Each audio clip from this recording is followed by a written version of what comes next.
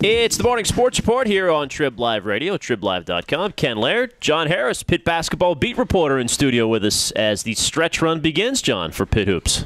Exciting time. Jamie Dixon's getting worked up. Players are excited. Fans are excited. It's all out there right now. You've got 4 regular season games, the ACC tournament. Next couple weeks are going to tell us a lot. They get Boston College tonight. This is a BC team that earlier in the year, Pitt had to pull one out of the hat to beat them in overtime at their place. They haven't won since, have they? One win in the ACC? I think they won at Georgia Tech, and that they've lost eight in a row. They're dreadful, and this should be a game that I hopefully can have my story written by halftime. It's a 9 o'clock start, and Pitt hasn't had many easy games. You hope this is one where they can put them away early, rest some guys, and just have fun. Is it a trap game though? I mean, BC did give them all they could handle and more. I actually remember sitting beside you at that game. We were both up there in Boston. You said to me, BC just doesn't know how to close it out. They're going to blow this. And sure enough, they did. But they do have Olivier Hanlon who can put up 30 on you. Yeah.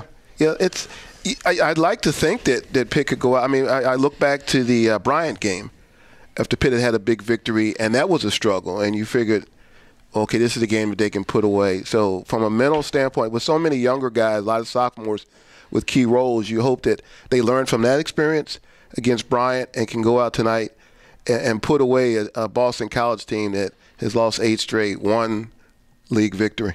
Well, let's look at where Pitt is right now, John. They've won 5 of 7, I believe. Yeah. The 2 losses to the ranked teams, Louisville and Virginia.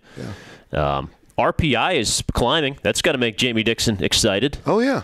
Do they believe over at Pitt that this is a tournament team right now? Do they believe it's in their control? Oh, they definitely believe it. They feel like, I know Jamie Dixon believes that he's got the full complement of players such as it is right now. And when they have the full complement, they're showing what they can do. And, we've lost a couple games recently, but we lost at number 2 Virginia, and we lost at Louisville, and which dropped down to number 19, but, still a really good team. And that's how he's looking at it. And, hey, we beat North Carolina.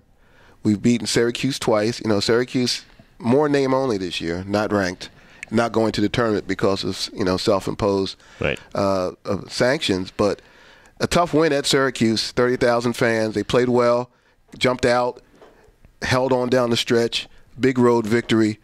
That was a game they definitely needed to have and give themselves a chance coming in this week at home against Boston College. I think maybe a trap game could be Sunday at Wake Forest. Right.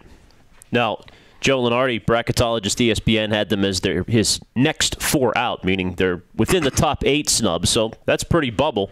That's pretty much on the bubble. But the team that's ahead of them in the ACC is NC State, pretty much across the board, who they lost to badly. You were down there for that game. Yeah. Does Pitt deserve any? Do they have an argument over NC State, or really should the argument be 7 ACC teams deserve to get in instead of 6, rather than fighting between them and their peers? I guess it depends on how you look at it. NC State was playing a lot better earlier in the conference season, not playing as well now. NC State, I believe they beat Duke at Duke, yeah. So that's a win you can't take away, and beat Pitt. So if the selection committee is getting down on that Sunday and looking at head-to-head, unless you're looking at, okay, well, over the last, Pitt has played really well down the stretch, then you got to look at who did Pitt beat. Yeah. It's hard to take away who North Carolina State has defeated. Now, you got Miami coming up next week, which is another team that you can compare with Pitt. Miami's also defeated Duke. So that's the thing. If Pitt had just gotten that one win against a really top-ranked team like that, I think it would be a lot different. What Pitt has to do right now is just win the games on the schedule, give themselves a chance, and then win at least a couple games in the ACC tournament. The Notre Dame wins probably their best, right? Or Carolina, one of the 2. Yeah, I mean, when they beat Notre Dame was 10. Yeah. Notre Dame's dropped a little bit. North Carolina's 13. Those are 2 excellent wins, and it's going to help them a lot. The win at Syracuse, a road win, was important. Only the 2nd road win of the year. Well, and does that hurt them? Including the loss at Virginia Tech, or the home loss to Clemson's also not real good. Yeah, and remember, you close out at Florida State, which can be a tough game. Yeah. Even though Florida State has struggled, their conference record is similar to Pitt's. Well, as far as the team goes, John, and you're covering this team day to day, some interesting stories, right? Sheldon Jeter, roller coasters. Great game at BC, breakout game, disappeared, came back. Yeah. Chris Jones, major game up in the Dome.